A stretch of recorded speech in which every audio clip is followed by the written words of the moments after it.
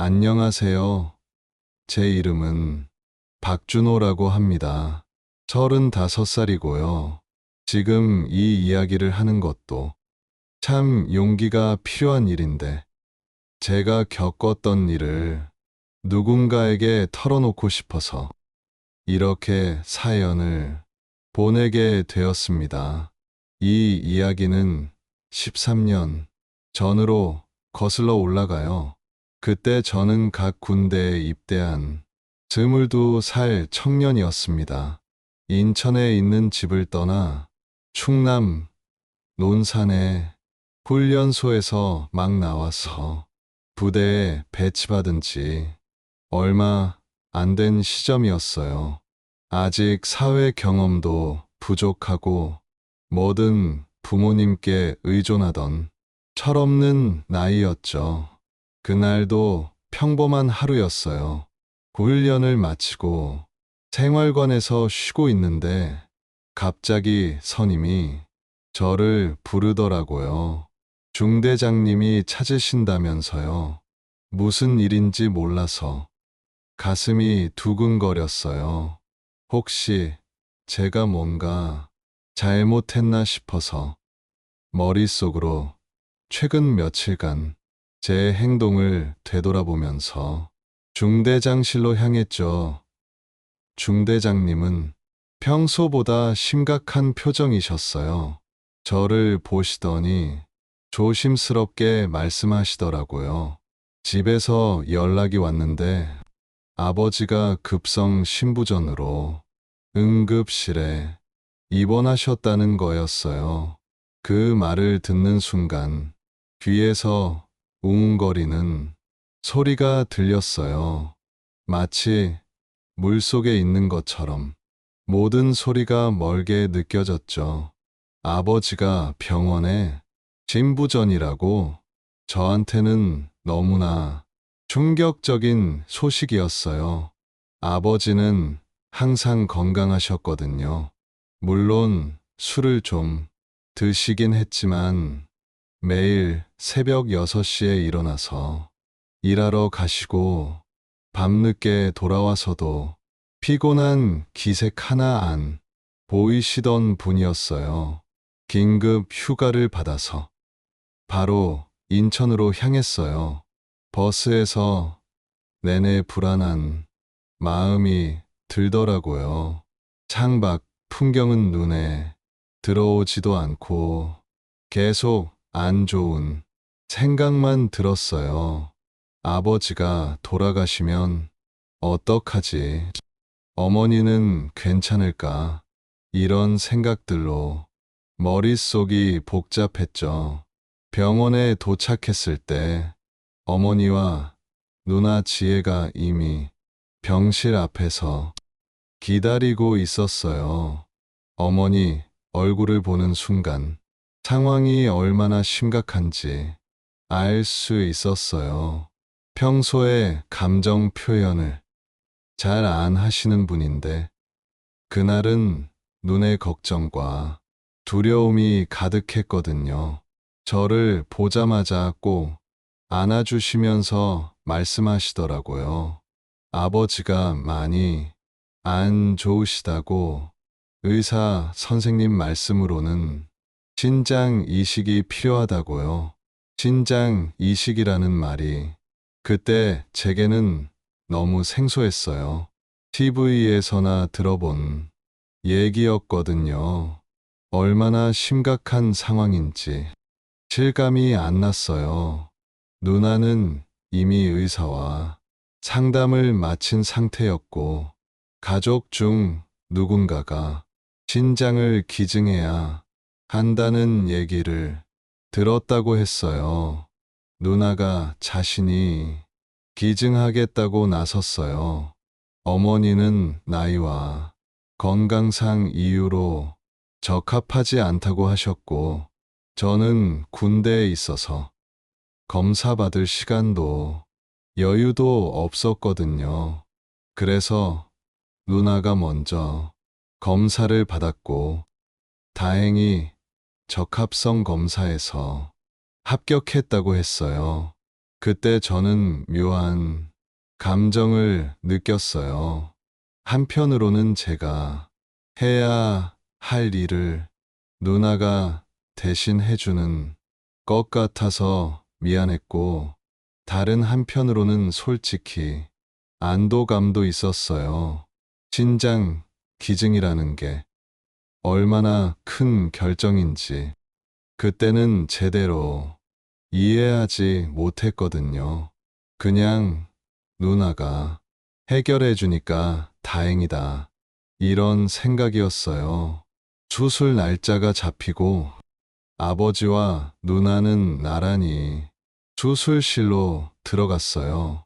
저와 어머니는 수술실 앞 대기실에서 결과를 기다렸죠.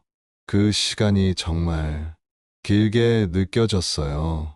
시계를 보면 겨우 몇 분밖에 안 지났는데 몇 시간이 지난 것 같았거든요.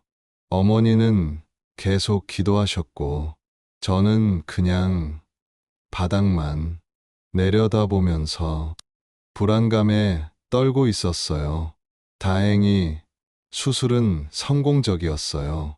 아버지는 누나의 신장을 이식받고 회복되기 시작했고, 누나도 조금씩 회복해갔죠. 하지만 수술 후 처음 아버지를 봤을 때 뭔가 이상했어요. 아버지는 누나에게 고맙다는 말을 하기는커녕 마치 당연한 일이라는 듯이 행동하시더라고요.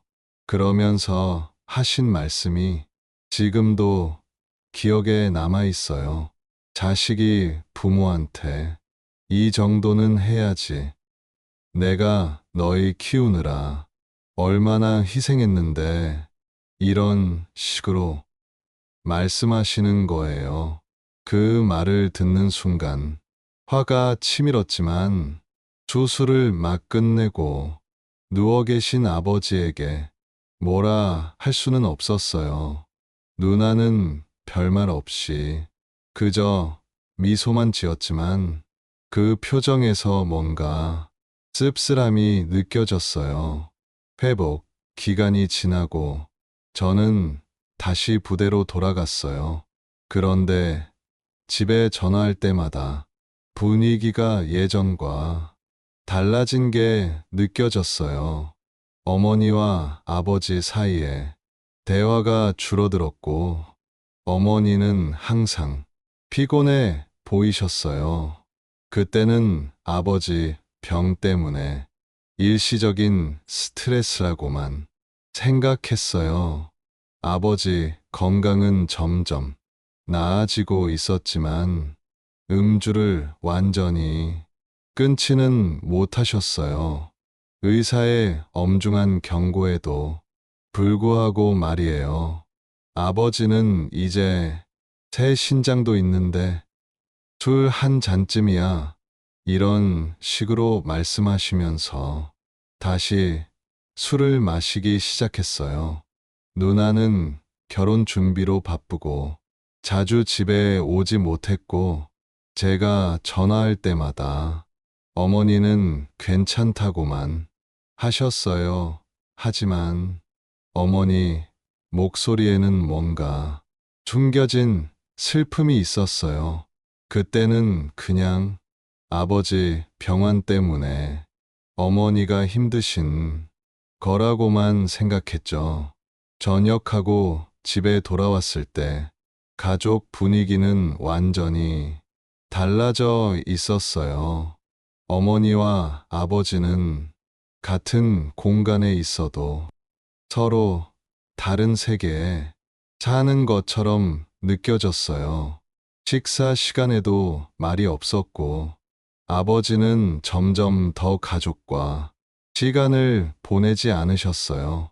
늦게 귀가하시거나 주말에는 친구들과 약속이라며 집을 비우시는 일이 많아졌어요. 지금 생각해보면 그때 이미 뭔가 잘못되고 있다는 신호였는데 저는 알아채지 못했어요. 대학 복학하고 공부해, 나중에는 취업 준비에 정신없이 바쁘다 보니 부모님 관계에 크게 신경 쓰지 않았거든요. 그게 제 첫 번째 실수였을지도 모르겠어요. 그렇게 시간이 흘러서 저는 대학을 졸업하고 마케팅 회사에 취직했어요. 그리고 회사에서 만난 이수진이라는 사람과 사귀게 되었죠. 수진이는 정말 밝고 따뜻한 사람이었어요. 저희 부모님께도 잘 대했고, 특히 어머니는 수진이를 정말 좋아하셨어요. 우리 아들 좋은 사람 만났구나. 이런 말씀을 자주 하셨거든요. 3년 정도 사귄 후에 결혼하기로 했어요. 양가 부모님 모두 좋아하셨고, 저희도 서로를 많이 사랑했거든요. 결혼 준비를 하면서 정말 행복했어요. 웨딩홀도 예약하고, 신혼집도 구하고, 미래에 대한 계획도 세우고, 그런데 그 행복이 오래가지 못했어요. 결혼을 3개월 앞둔 시점이었어요.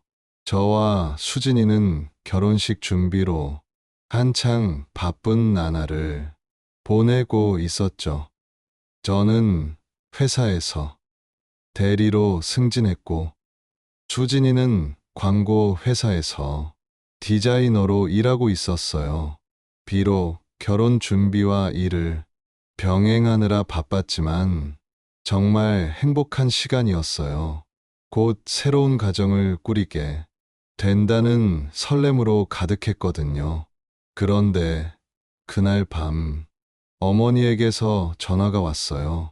평소 늦은 시간에 전화를 잘 안 하시는 분이라 이상했어요. 혹시 무슨 일인가 싶어 바로 받았는데 어머니의 떨리는 목소리가 들렸어요. 아버지가 회사에서 갑자기 쓰러지셔서 지금 응급실에 있다는 거였어요. 그 말을 듣는 순간 13년 전에 기억이 밀려왔어요. 그때도 이런 식으로 연락이 왔었거든요. 수진이에게 급하게 상황을 설명하고 바로 병원으로 향했어요. 차 안에서 누나에게도 연락했는데 누나도 이미 소식을 듣고 남편과 함께 병원으로 가는 중이라고 하더라고요. 병원에 도착했을 때 어머니는 응급실 앞 의자에 앉아 계셨어요. 얼굴이 하얗게 질려 있었고 손은 가늘게 떨리고 있었어요. 어머니를 안아드리니 몸이 너무 작아진 것 같았어요. 13년 사이에 어머니는 많이 늙으셨더라고요. 항상 강인하던 어머니의 모습이 아니었어요. 어머니 말씀으로는 아버지가 회사에서 갑자기 쓰러져서 동료들이 119를 불러 병원에 데려왔다고 하셨어요. 얼마 후 의사가 나와서 상황을 설명해 줬는데 정말 최악이었어요. 아버지는 알코올성 간경화로 간 기능이 심각하게 손상되었고 간 이식이 필요할 수도 있다는 거였어요. 13년 전 신장 이식에 이어 이번에는 간 이식이라니 마치 악몽이 되풀이되는 것 같았어요. 의사는 차분하게 설명했지만 제 귀에는 웅웅거리는 소리만 들렸어요. 또다시 장기 이식 얘기가 나오다니 정말 받아들이기 힘들었어요. 아버지는 중환자실로 옮겨졌고 저희는 면회 시간까지 기다려야 했어요. 누나가 도착했을 때 그녀 얼굴에도 깊은 걱정이 서려 있었어요. 병원 로비에 차가운 의자에 앉아 있는데 세 사람 모두 침묵만 흘렀어요. 누구도 말을 꺼내지 않았지만 모두 같은 생각을 하고 있다는 걸 알 수 있었어요. 다음 날 아침 아버지 상태가 안정되어서 일반 병실로 옮겨졌어요. 하지만 의사는 장기적인 치료가 필요하다고 했어요. 아버지의 간은 이미 너무 손상되어서 간 이식만이 유일한 해결책이라고 하더라고요. 처음 병실에서 아버지를 봤을 때 정말 충격이었어요. 항상 건장하고 강인하던 아버지가 병원 침대에 누워 있는 모습이 너무 작고 약해 보였거든요. 얼굴은 황달로 노랗게 변해 있었고 배는 복수 때문에 부풀어 있었어요. 눈은 떠져 있었지만 초점이 휘어 보였어요. 아버지 곁에 앉아서 손을 잡았는데 차갑고 힘이 없었어요. 아버지는 저를 보고 희미하게 웃으시더니 힘겹게 말을 하시더라고요. 이제 내가 할 차례다. 그 말을 듣는 순간 가슴이 철렁 내려앉았어요. 아버지는 당연하게 제가 간을 기증해 주길 바라고 있었어요. 그날 가족회의가 열렸어요. 아버지 병실을 벗어나 병원 근처 카페에서 저희 세 사람이 이야기를 나눴어요. 누나는 이번에도 자신이 기증하겠다고 했지만 이미 한쪽 신장이 없는 상태에서 간 일부까지 기증하는 것은 위험하다는 의사 소견이 있었어요. 누나가 미안해하면서 말하더라고요. 자신이 할 수 있다면 정말 하고 싶은데 안 된다고요. 저는 고개를 끄덕였어요. 어차피 저도 이미 마음의 준비는 하고 있었거든요. 아버지와의 관계가 완벽하지는 않았지만 그래도 생명이 위험한 상황에서 외면할 수는 없었어요. 제가 하겠다고 하자 어머니 표정이 이상했어요. 뭔가 말씀하시려다가 그만두신 것 같았어요. 그냥 고개만 끄덕이셨는데 어머니 눈에는 걱정과 함께 뭔가 다른 감정이 있었어요. 지금 생각해보면 그때 어머니 표정을 더 자세히 살펴봤어야 했는데 저는 그러지 못했어요. 다음 날부터 간 기증을 위한 검사가 시작됐어요. 혈액 검사, 간 기능 검사, 심리 상담까지 생각보다 복잡하고 긴 과정이었어요. 특히 심리 상담이 기억에 남아요. 상담사는 제가 이 결정을 충분히 이해하고 있는지, 강압에 의한 것은 아닌지 꼼꼼히 확인했어요. 상담사가 말하기를 이 결정은 번복할 수 없으니까 정말 확신하는지 물어보더라고요. 저는 확신한다고 대답했어요. 그때는 정말 그랬거든요. 아버지 생명을 살리는 일이니까 당연히 해야 한다고 생각했어요. 수진이에게 이 상황을 설명했을 때 그녀는 복잡한 표정을 지었어요. 걱정도 있었지만 결국 제 결정을 존중해 주겠다고 했어요. 다만 수술 후 회복에 전념해달라고 부탁했어요. 그리고 결혼 준비는 자신이 다 할 테니까 걱정하지 말라고 저를 안심시켜 주었어요. 검사 결과 제가 아버지에게 간을 기증할 수 있다는 판정이 나왔어요. 의사는 제 간의 약 30%를 기증하게 될 거라고 설명했어요. 남은 70%는 몇 개월 내에 원래 크기로 재생된다고 했지만 그래도 큰 수술인 만큼 회복에는 시간이 필요할 거라고 했어요. 수술 날짜를 잡기 전에 저는 아버지에게 한 가지 약속을 받아냈어요. 술을 완전히 끊어야 한다는 거였어요. 이번에는 정말 철저히 지켜야 한다고 강조했어요. 아버지는 고개를 끄덕이면서 이번에는 꼭 지키겠다고 약속했어요. 그 순간만큼은 진심으로 들렸어요. 아마도 죽음의 문턱에서 돌아온 사람만이 가질 수도 있는 진지함이 있었죠. 수술 날짜가 다가올수록 집안 분위기는 점점 무거워졌어요.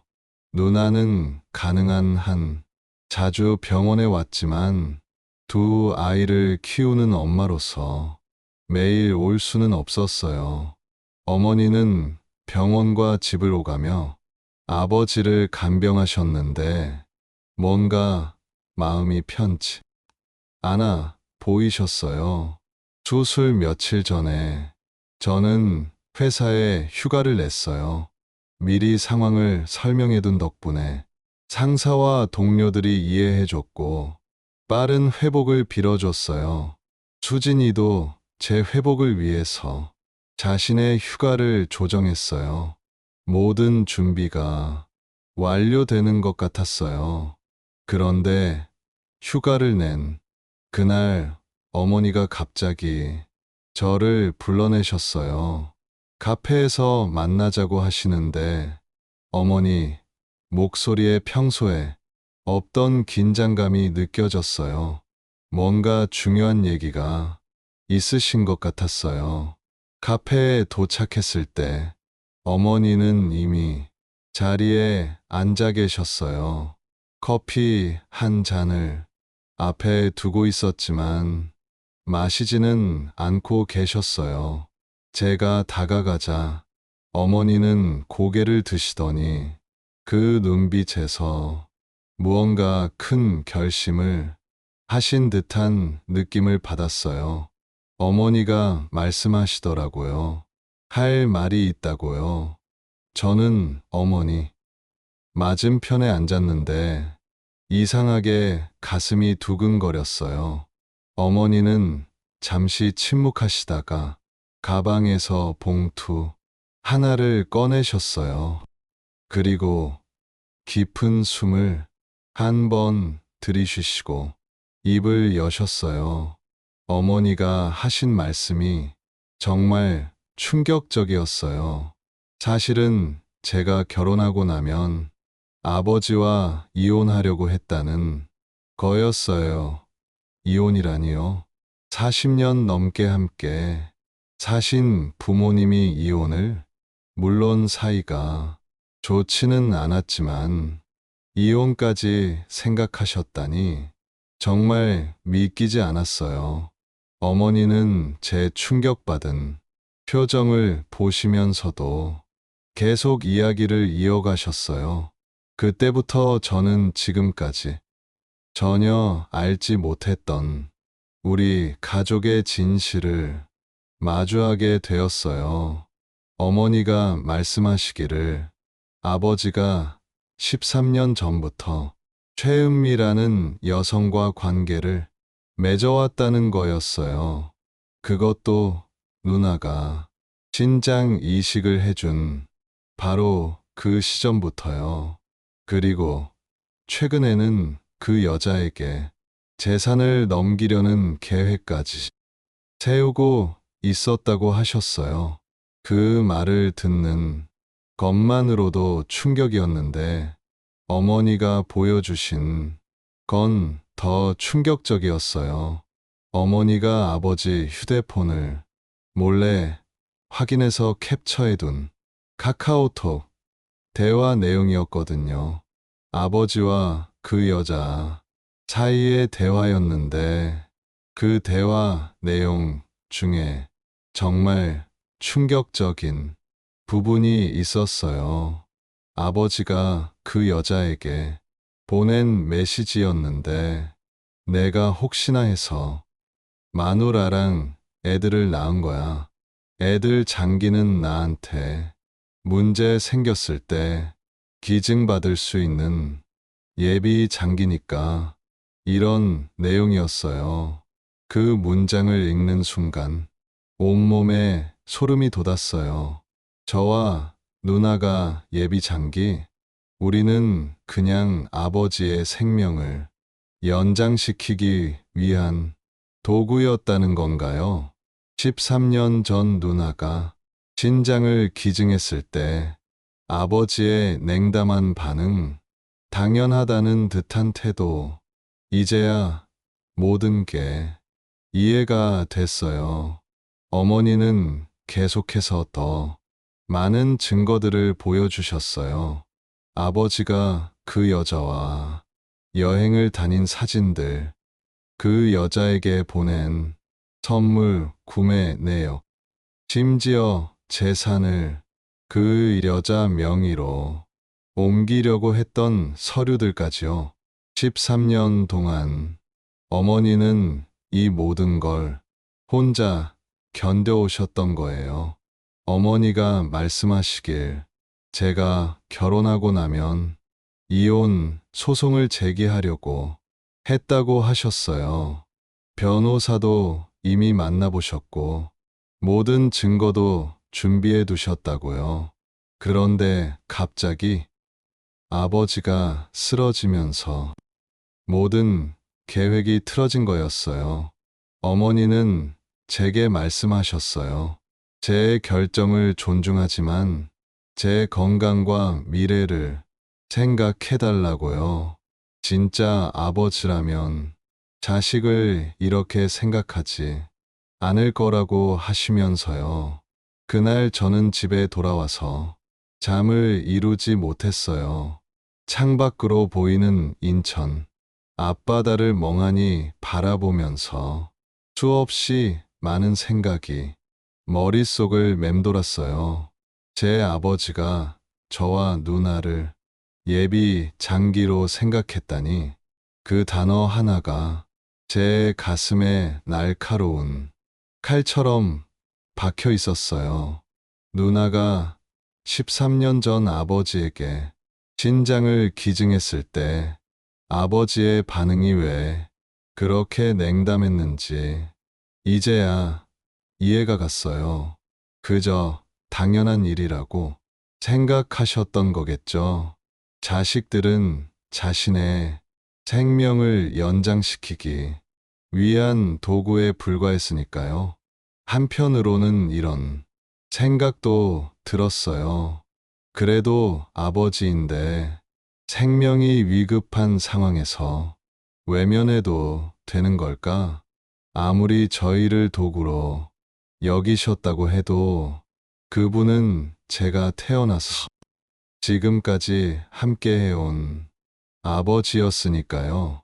어린 시절 자전거 타는 법을 가르쳐 주시던 모습, 중학교 입학할 때 교복을 사주시며 자랑스러워 하시던 얼굴, 대학 합격했을 때 조용히 제 어깨를 토닥여 주시던 손길, 그런 기억들이 제 마음을 더 혼란스럽게 만들었어요.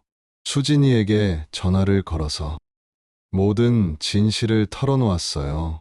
수진이는 제 이야기를 끝까지 들어주었고, 그러고는 한참을 침묵했어요. 그러더니 말하더라고요. 정말 힘들겠다고. 어떤 결정을 내리든 자신은 제 곁에 있을 거라고요. 하지만 제 건강과 저희의 미래도 생각해 달라고 했어요. 다음 날 아침 누나에게 전화를 걸었어요. 어머니의 폭로에 대해 누나도 알아야 한다고 생각했거든요. 특히 누나는 이미 신장을 기증한 상태였으니까 더더욱 이 사실을 알 권리가 있었어요. 누나는 제 말을 듣고 한동안 아무 말도 하지 않았어요. 그리고 나서 조용히 한숨을 내쉬더라고요. 누나가 말하기를 어느 정도 의심은 하고 있었다고 해요.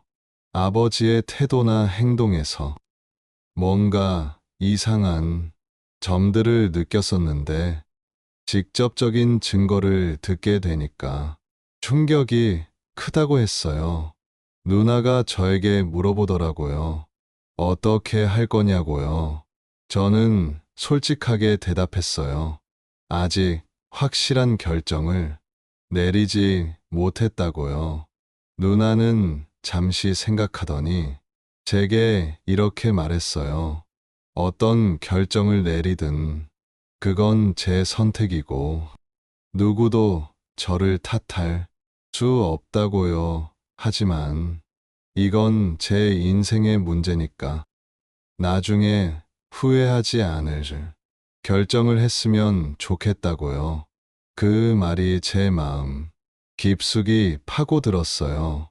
그날 저는 혼자 인천 바닷가를 걸으면서 끝없이 생각했어요.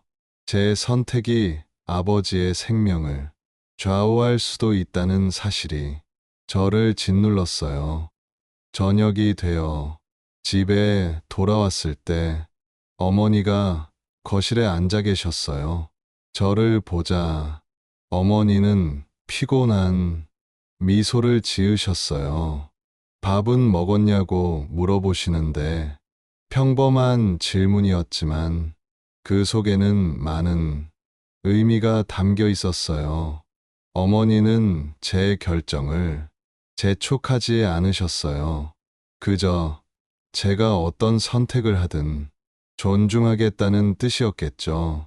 식사를 하면서 어머니는 천천히 과거 이야기를 들려주셨어요.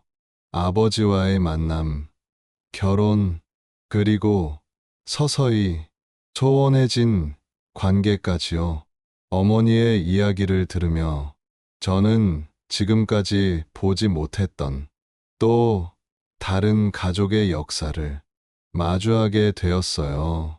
어머니 이야기가 끝나갈 무렵 저는 문득 질문했어요. 어머니는 아버지를 증오하시냐고요. 어머니는 잠시 생각하시더니 고개를 저으셨어요. 증오까지는 아니라고. 이제는 그저 지쳤다고 하시더라고요. 40년이라는 시간을 함께 보냈는데 마지막에 이렇게 끝나는 게 씁쓸할 뿐이라고요. 그 말을 듣고 저는 어머니가 얼마나 강인한 분인지 다시 한번 느꼈어요. 온갖 배신과 상처에도 불구하고 어머니는 여전히 품위를 잃지 않으셨거든요. 밤이 깊어갈수록 제 마음속의 결정도 점점 명확해졌어요. 아버지에게 간을 기증하는 것은 단순히 생명을 구하는 문제가 아니었어요. 그것은 제 자신의 가치와 존엄성에 관한 문제였어요. 새벽녘 창밖으로 동이 트기 시작할 때 저는 최종 결정을 내렸어요. 아버지에게 간을 기증하지 않기로요. 그 결정을 내린 이유는 아버지를 미워해서가 아니었어요. 제 자신을 존중하는 선택이었어요. 제가 단순한 예비, 장기가 아닌 한 사람의 인간으로서 내린 결정이었죠. 그 순간 이상하게도 마음이 가벼워지는 것을 느꼈어요.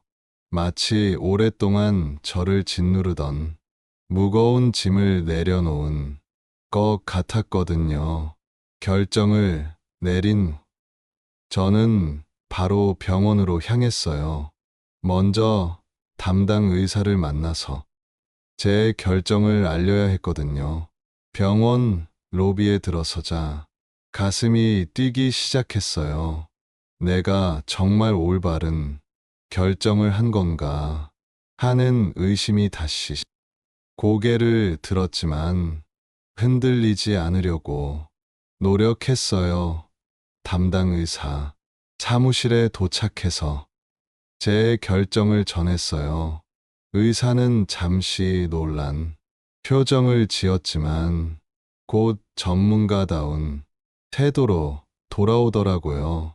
간 이식 수술은 기증자의 의지가 무엇보다 중요하다고, 강제로 할 수 있는 일이 아니라고 하시면서요. 다만 환자분의 상태가 위중하니까 다른 기증자를 찾아봐야 할 것 같다고 하셨어요. 그 말에 제 마음이 조금 무거워졌지만 그래도 결정을 번복하지는 않았어요. 이제 아버지께 직접 알려야 했어요. 그게 가장 어려운 부분이었죠. 아버지 병실로 향하는 발걸음이 그 어느 때보다 무거웠어요. 문 앞에서 심호흡을 여러 번 했어요. 그리고 조용히 문을 열었어요. 아버지는 창가 쪽을 바라보고 누워 계셨어요. 제 발소리에 고개를 돌리시더니 반가운 표정을 지으셨어요. 그 모습을 보니 마음이 더 무거워졌어요. 아직 아무것도 모르고 계시는 아버지의 모습이 안쓰럽기도 했거든요. 저는 아버지께 말씀드릴 게 있다고 했어요. 제 목소리가 떨리고 있었어요. 아버지는 제 표정을 보시더니 미간을 찌푸리셨어요. 무슨 일이냐고 물어보시더라고요. 깊은 숨을 한 번 들이쉬고 저는 결정을 말씀드렸어요. 간 이식 수술을 하지 않기로 했다고요. 순간 병실 안이 얼어붙는 것 같았어요. 아버지 얼굴에서 혈색이 싹 가셨어요. 처음에는 제가 농담을 한다고 생각하신 것 같았어요. 하지만 제 진지한 표정을 보시고는 급격히 표정이 변하셨어요. 놀라움, 의심, 그리고 마침내 격렬한 분노로요. 아버지는 갑자기 침대에서 일어나셨어요. 그 과정에서 링거 줄이 팽팽하게 당겨졌어요. 저는 아버지를 말리려 했지만 이미 분노가 그를 지배하고 있었어요. 아버지가 소리치시더라고요. 이 배은망덕한 놈.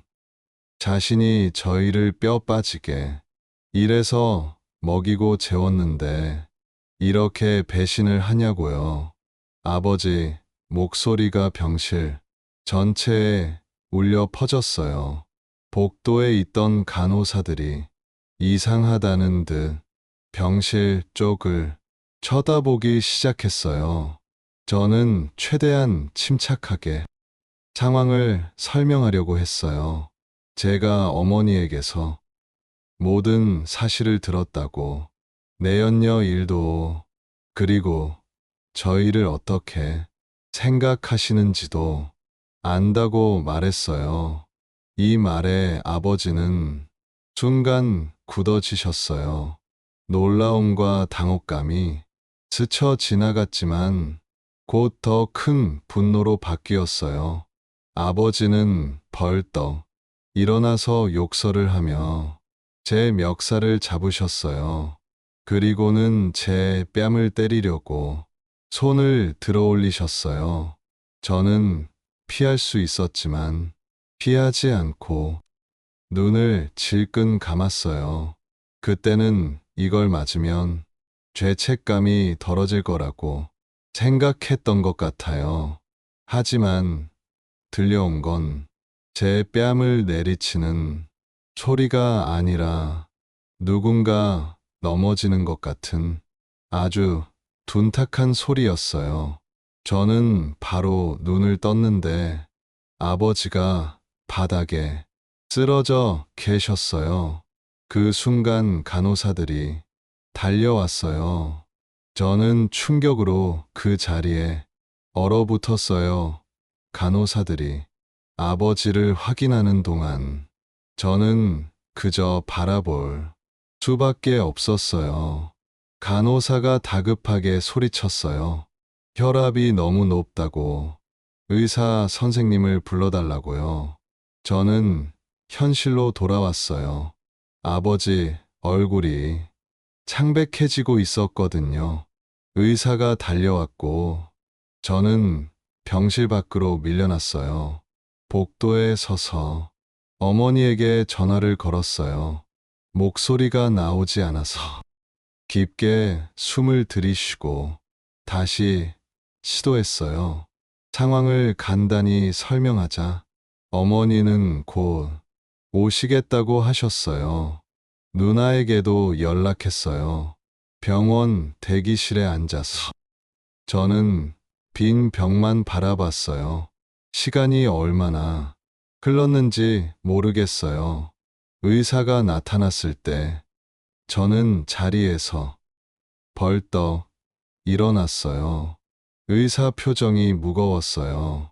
아버지가 급성 뇌출혈로 중환자실로 옮겨졌고 상태가 매우 위중하다고 했어요. 저는 그 자리에 주저앉았어요. 머릿속이 하얘졌어요. 제 결정이, 제 행동이 아버지를 이렇게 만들었다는 생각에 죄책감이 밀려왔어요.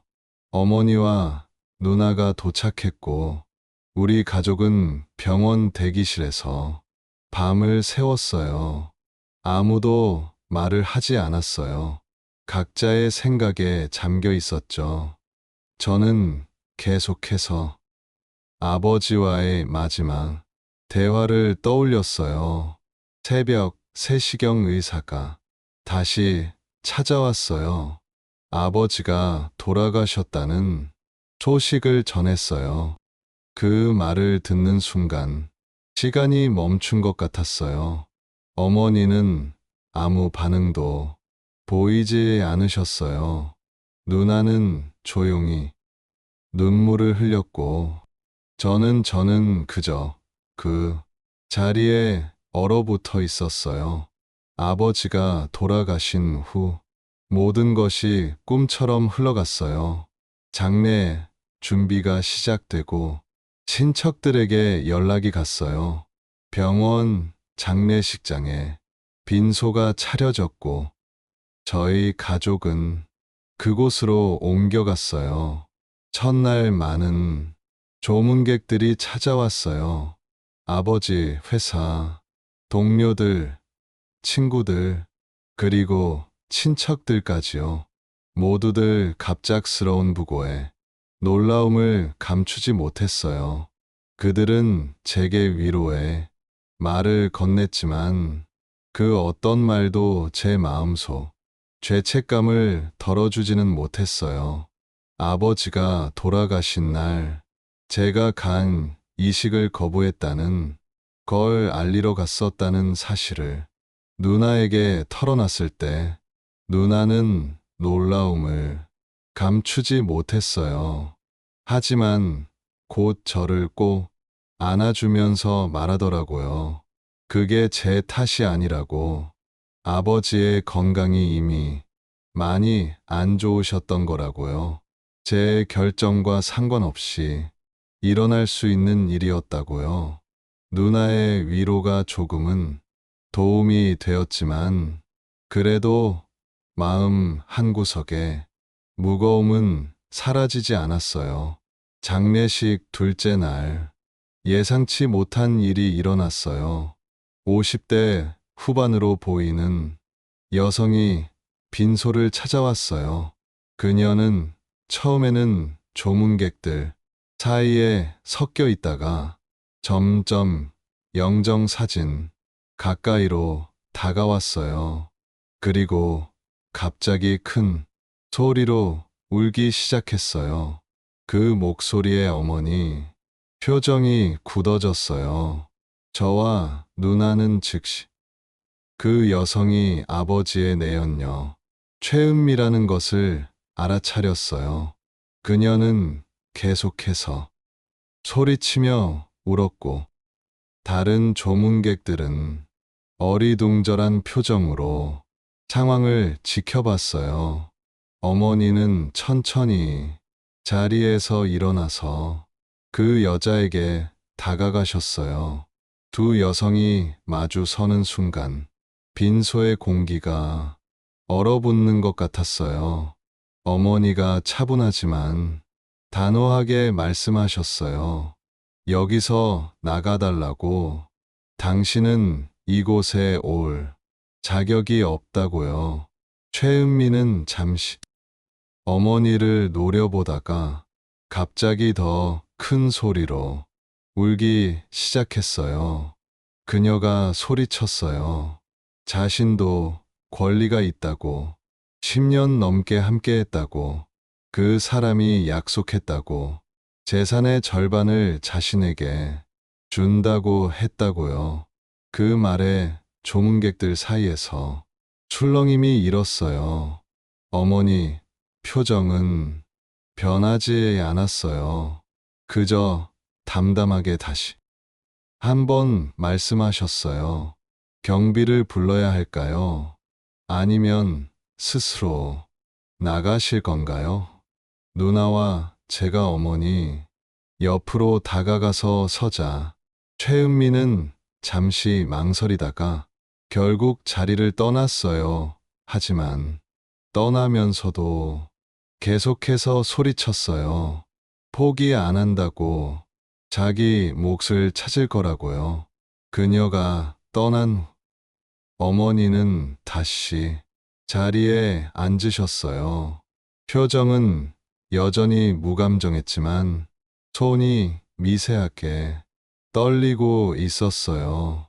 제가 어머니 손을 잡자 어머니는 작게 한숨을 내쉬셨어요. 장례식은 3일간의 일정을 마치고 끝났어요. 화장을 하고 유골은 아버지의 고향인 강원도 춘천의 납골당에 모셨어요. 모든 절차가 끝나고 우리 가족은 집으로 돌아왔어요.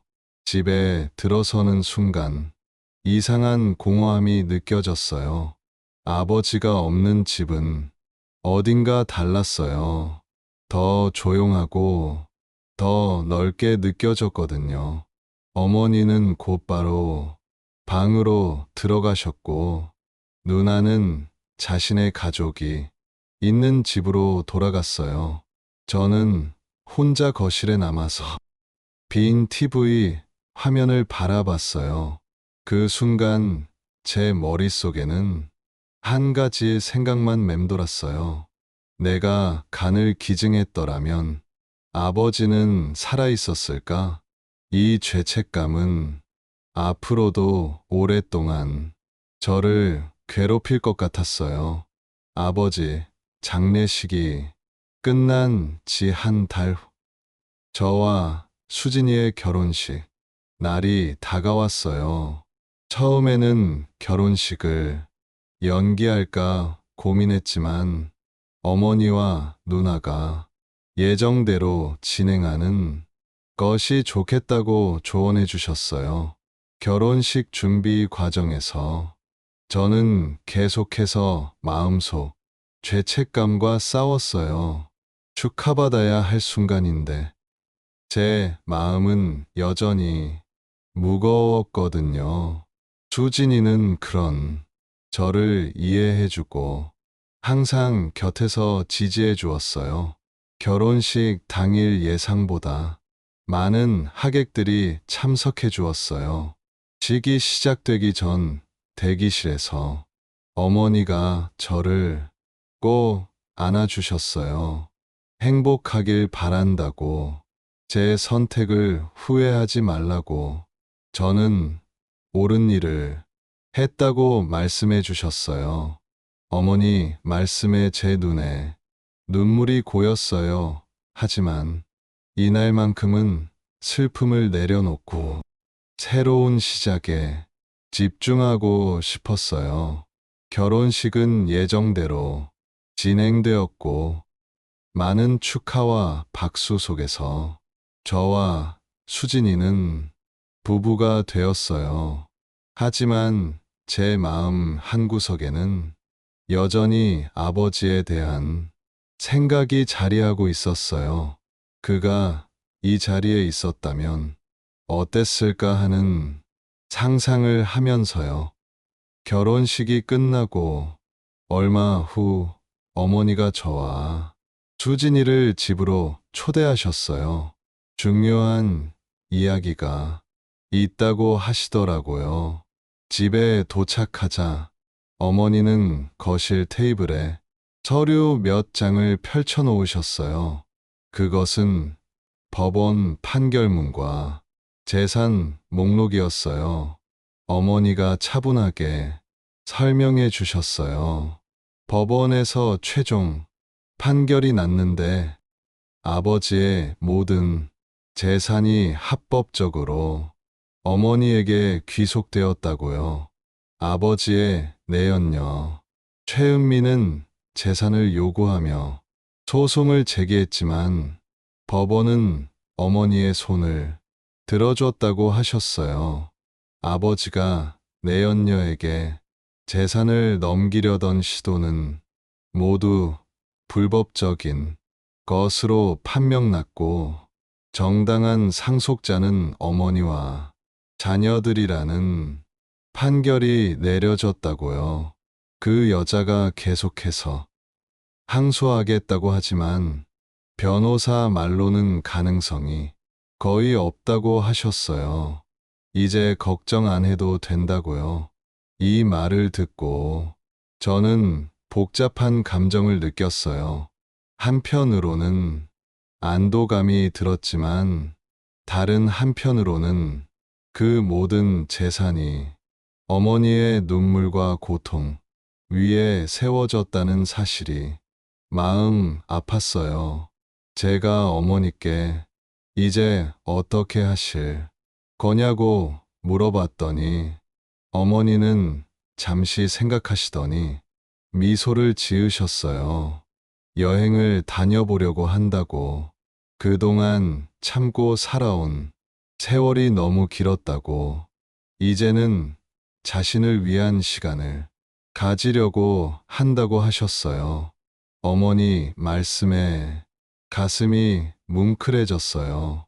평생 가족을 위해 희생하신 어머니가 이제야 자신의 삶을 찾아가는 모습이 대견하면서도 안타까웠거든요.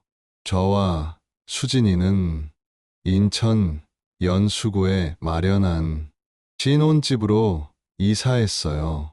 결혼 생활의 시작이었죠.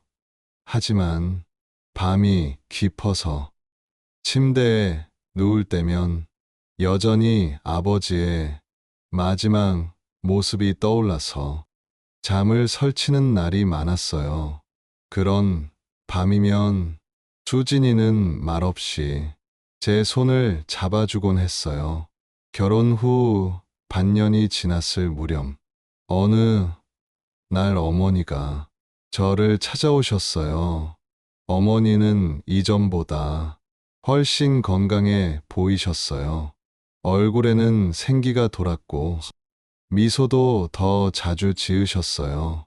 그동안 국내 여행을 다니시면서 마음의 여유를 찾으신 것 같았거든요. 어머니가 말씀하시더라고요. 저에게 하고 싶은 말이 있어서 왔다고요. 저는 어머니를 거실로 안내했어요. 수진이는 센스 있게 차를 준비해주고 방으로 들어가서 저희에게 시간을 주었어요. 어머니가 말씀하시길 제가 아직도 자책하고 있다는 걸 안다고 하시더라고요. 하지만 제 선택은 옳았다고, 이건 어머니의 진심이라고 하셨어요. 어머니가 제 마음을 꿰뚫어 보신 것 같았어요. 제가 말했어요. 하지만 제가 간을 기증했더라면 아버지는 적어도 좀 더 사셨을 텐데요. 라고요. 어머니는 깊은 한숨을 내쉬셨어요. 어머니가 말씀하시길 그건 아무도 모르는 일이라고 하셨어요. 의사도 성공 가능성이 높지 않다고 했잖냐고요. 그리고 제 아버지가 그런 생각을 갖고 있었다면 제 간을 받았다고 해도 그가 변했을까? 그저 자신의 생명을 연장하는 도구로 저를 이용했을 뿐이라고 하셨어요. 어머니 말씀은 냉정했지만 진실이었어요. 아버지가 변하지 않았다면 제 희생은 또 다른 상처만 남겼을 거거든요. 어머니가 계속 말씀하시길 저는 제 자신의 존엄성을 지켰다고, 그리고 그게 옳은 일이었다고, 어머니는 저를 자랑스럽게 생각한다고 하셨어요. 이 말을 듣고 저는 눈물을 참을 수 없었어요. 그동안 혼자 끌어안고 있던 무거운 죄책감이 조금씩 녹아내리는 것 같았거든요. 그날 이후로 저는 조금씩 과거를 받아들이기 시작했어요. 물론 완전히 잊을 수는 없었어요. 여전히 아버지의 마지막 순간이 떠올라서 밤잠을 설치는 날들이 있었어요. 하지만 그런 날이 점점 줄어들었어요. 수진이와의 결혼 생활은 저에게 큰 위안이 되었어요. 그녀는 제 과거를 이해해주고 제가 앞으로 나아갈 수 있도록 항상 격려해 주었거든요. 1년이 지난 후 우리는 첫 아이를 가졌다는 소식을 들었어요. 이제 저는 아버지로서의 모습을 만들어 가야 했어요. 누나도 자신의 가정에서 행복한 삶을 살고 있었어요. 가끔 모여서 식사를 하면서 우리는 과거의 아픈 기억보다는 앞으로의 희망에 대해 이야기하곤 했어요. 어머니는 꿈꾸던 여행을 하나씩 실현해 나가셨어요.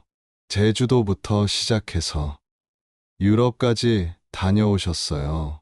돌아오실 때마다 활기찬 모습으로 여행 이야기를 들려주셨고, 그런 어머니 모습을 보는 것이 저희에게는 큰 기쁨이었어요. 아이가 태어난 후 저는 아버지의 납골당을 찾았어요. 혼자서요. 차가운 대리석 명패 앞에 서서 오랫동안 말을 하지 못했어요. 무슨 말을 해야 할지 몰랐거든요. 그러다가 조용히 말했어요. 아버지, 저는 아버지를 이해할 수 없는 사람입니다.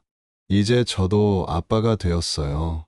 저는 제 아이에게는 아버지 같은 사람이 아닌 다른 아빠가 되고 싶어요. 아버지는 그곳에서 편안하시길 바란다고요. 아버지의 납골 땅을 떠나오는 길에 저는 다시 한번 스스로에게 물었어요. 과연 내가 한 선택이 최선이었을까 하고요. 아마 이 죄책감은 평생 가지고 가야겠죠. 하지만 어머니 말씀이 맞다고 생각해요. 저는 제 자신의 존엄성을 지켰어요. 누군가의 예비 장기가 아닌 한 사람의 인간으로서 결정을 내렸어요. 그리고 그 결정이 옳았다고 생각해요. 지금 저는 3살 된 아들 민준이를 키우고 있어요. 민준이를 볼 때마다 다짐해요. 이 아이에게는 절대 아버지 같은 사람이 되지 않겠다고요. 민준이는 제 소유물이 아니에요. 독립된 한 사람의 인간이에요. 그렇게 키우고 싶어요. 수진이와 저는 여전히 행복한 결혼 생활을 하고 있어요. 가끔 힘든 일이 있어도 서로 의지하면서 헤쳐나가고 있어요. 어머니는 지금도 여행을 다니시면서 자신만의 삶을 즐기고 계세요. 누나도 자신의 가정에서 잘 살고 있고요. 그렇게 저희 가족은 각자의 자리에서 새로운 삶을 살아가고 있어요. 과거의 상처는 완전히 사라지지 않았지만 그 상처를 딛고 더 나은 사람이 되려고 노력하고 있어요. 이 이야기를 누군가에게 털어놓고 싶었는데 이렇게 라디오를 통해서 말할 수 있게 되어서 정말 다행이에요. 제 이야기를 들어주신 여러분께 정말 감사드려요. 혹시 저와 비슷한 상황에 있는 분이 계시다면 자신의 존엄성을 지키는 선택을 하시길 바라요. 가족이라는 이름으로 강요되는 희생이 항상 옳은 건 아니거든요. 여러분도 자신을 소중히 여기시고 행복한 삶 사시길 바랍니다. 긴 이야기 들어주셔서 정말 고맙습니다.